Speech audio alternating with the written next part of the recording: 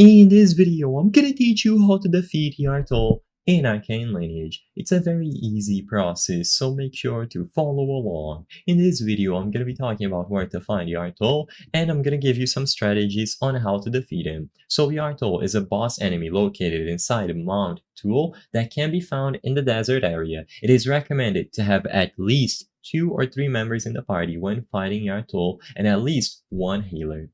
So, he is going to have a lot of attacks. I'm going to display them on screen, but keep in mind that you don't need to note all of these down. So, to actually get into the strategy, first, the first tactic consists of bringing 3 to 5 players with surprise package and luck builds. It is recommended that all the players have at least 85% crit chance and at least 2.5 times crit damage to go as fast as possible. Basically, each player is going to place their own surprise package on your tool, the next player is going to proc it, and then repeat the process over and over again. Now, for the second strategy, solo brawler, you will most likely need a pristine dragon ring or better, soul 3 and also class 3 maxed, enchant gotten, and a viable damage build with stallion core such as brawler. Block during the first turns, so he uses his main attacks instead, and then start using your own attack moves. If you have 450% physical damage or more, you can do a lot of damage to a Yarthul, and guard if he is going to use Armageddon.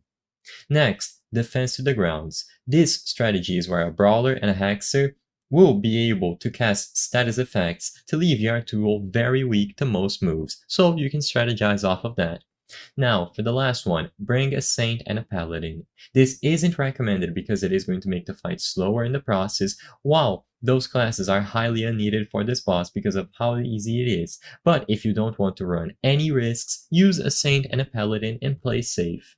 I hope I was able to help you on how to defeat Yarthul in Arcane Lineage. If this video helped you, please be sure to leave a like and subscribe for more very easy tips. Thank you for watching.